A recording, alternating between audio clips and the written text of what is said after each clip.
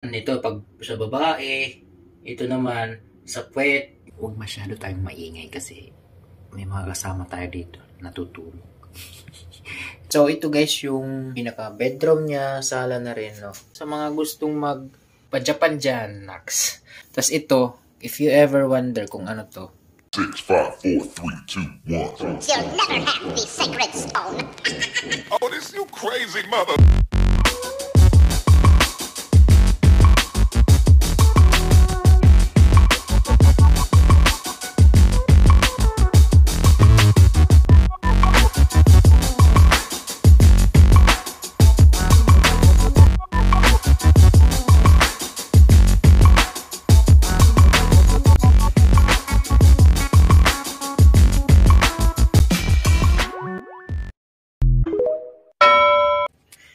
So what's up sa inyo mga kamay? So ngayong araw ay nandito na tayo ngayon sa hotel dito sa Japan, no?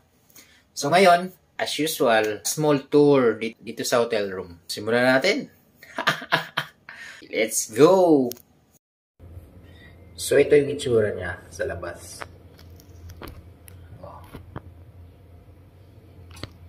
So, 807. Pagpasok natin, huwag masyado tayong maingay kasi may mga kasama tayo dito natutulog. Hindi pa tayo natutulog eh. May conditioner para sa kwarto, tuwalya, shoe brush, mga hanger. Sarado na natin.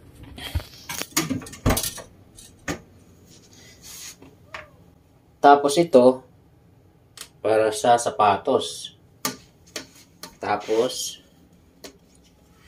shoe cleaner. Tapos, bedroom sleeper. So, ito lang yung laki niya guys, no? Hindi siya masyado malaki. Hindi pareho sa Pilipinas na. Yung mga hotel talaga sa Pilipinas is medyo may kalakihan yung room size. So, ilaw. Room light. Toilet light. So, dito naman tayo ngayon sa CR. Wow. So, ganito lang kaliit yung CR nila. May bathtub, shower, light, salamin, tapos towel, face towel, body towel, toothbrush, cup, pang-inom. Tapos yung mga tubig talaga dito, mga tap water ay potable. Ibig sabihin, halos lahat ng mga hotel dito sa Japan ay naiinom yung tubig nila, no? So, yan. May cold, may hot, shower. Tapos yung mga hotel nila may ganito. May ganito talaga. Face body wash, rinse, shampoo. Okay. Ito, pag mag-ano ka ng mukha mo, tsaka linis ka ng kamay mo, no? Ito yung bowl, tissue, sanitary bag po, may mga basura ka dito sa loob ng CR, toilet. So, hindi nila masyado kilala yung CR na term sa mga Japanese kung dito kasi Japan. Mas kilala nila yung term na toilet. Ito yung CR nila, ganito. So, mga automatic yan. Ito pag sa babae, ito naman sa puwet, mag-flash dyan yung tubig dyan sa loob, papunta sa puwet mo. Nalilinis yung puwet mo. Tapos dito yan naman, preparation, maglagay ka ng tubig. Preparation yun. Tapos ito naman, pag nag-flash ka, ito sa ihi, ito naman sa dumi. Mas malakas. Okay. So, sa iba, mas madami pang pindutan. May para magpa-warm pa dito. Yes, warm. Magwa-warm dito para komportable ka bago ka tumahi or umihi. Magwa-warm yan dito. Dito, simple lang. May pasirit lang sa babae. May pasirit lang sa puwet. Tsaka yung sa preparation na tubig. Bago ka umihi o tumae, may tubig na lalabas.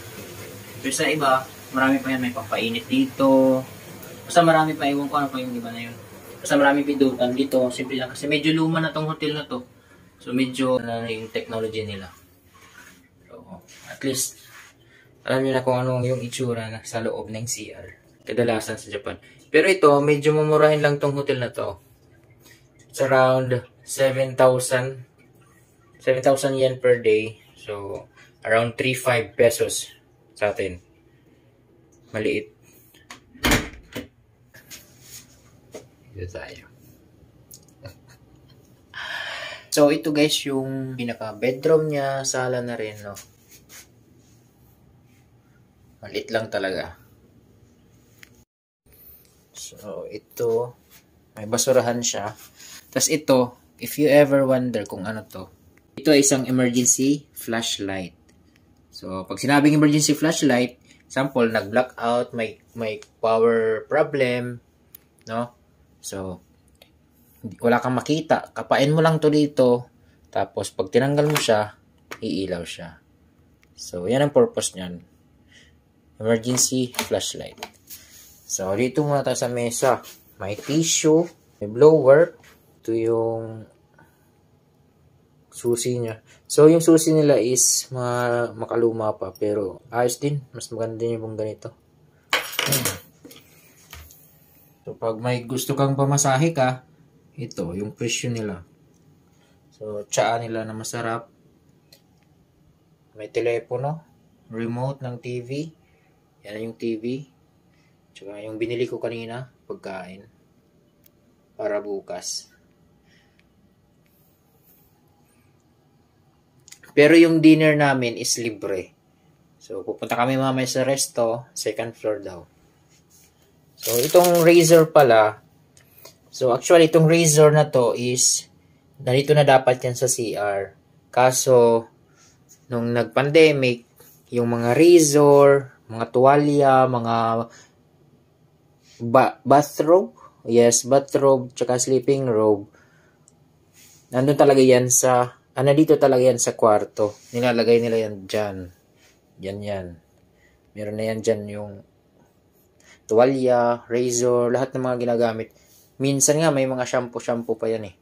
Kaso nung nag-pandemic, para contactless daw yung tao, hindi na kasi usual pumupunta yan dito yung mga RA, yung mga room attendants. Pumupunta yan sa mga kwarto, tapos nabibigay everyday, lalo na pag nagre-request ka. Pupunta yan dito, nagbibigay ng mga ganon. So ngayon, nung nag-pandemic, nilalagay na lang nila sa lobby. Sa may lobby na lang nila nilalagay. Tapos, kung sinong interesado kuha na lang sila ng mga razor, mga shave, mga tuwalya, bedrobe, bathrobe. So, yun yung nangyari. Para contactless daw. So, tama naman. So, until now, nakasanayan na rin na hindi na nila binibigay by room. Nandun na lang sa lobby. Iwan ko kung magbago pa yan. So, dito na tayo ngayon sa may bed. So, may pillow sila. Isa. Comforter. Mga bag ko. Tapos, ito yung aircon. Aircon na di maintindihan. No? Dapat kasi sila, may translation na dapat dito. Kasi kadalasan na foreigner pupunta dito, hindi talaga ito maintindihan. No? Kagaya kanina, pinapasok ko pa yung room attendant. Sabi ko, ma'am, hindi po gumagana yung aircon. Hindi ko talaga alam may operate. So, yung sinasagot lang sa akin, Japanese siya, hindi ko naman maintindihan. Tinuro lang yan sa akin, dito lang daw, ito yung adjust, tsaka ito yung parang power siguro. So, until now, yun lang yung pinindot ko. Umaandar naman yung aircon. Makaluma lang din yung style ng aircon nila, no? So, ito, alarm clock. Kung mababasa nyo, alarm clock, yung ibig sabihin yan. Kasi ito siguro yung time. So, adjust ng time. Ito. Tapos ito yung room light. Ito yung sinasabi ko. Shelf light. Ito. Shelf light.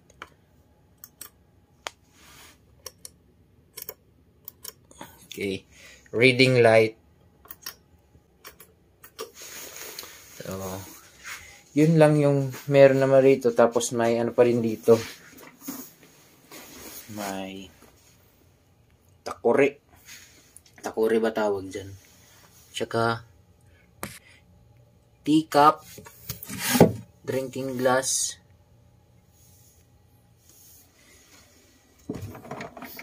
tsaka ref. May maliit sila na ref.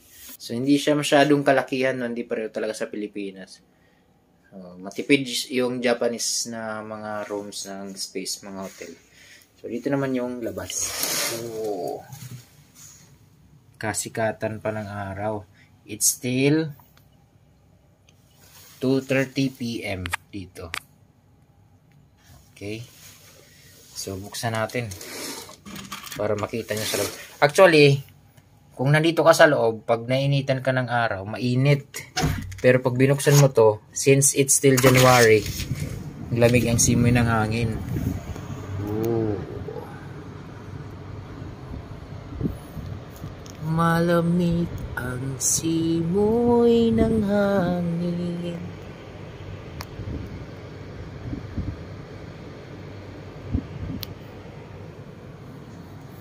So, yan lang. Yan lang yung konting update dito sa Yokkaichi City Hotel. So, ito yung itsura niya, no? Actually, last year, dito rin kami. Okay. So, yun lang guys, yung konting update dito sa room tour, dito sa Yokkaichi City Hotel. Ito yung itsura niya. Sa mga gustong magpa-Japan dyan, Nax. So, dito lang kayo or pwede naman kayo mamili. Basta ito yung pinakita ko yung itsura ng Yokkaichi City Hotel. Okay. So, matutulog muna ako kasi galing kami ng airport tsaka nakakapagod din. Alas 2 yung biyahe namin. Alas 6 yung biyahe namin pero alas 2 kami pumunta ng airport. So, nakakapagod na. Tulog manok kami. So, parang nakakapagod. So, magpapahinga muna ako.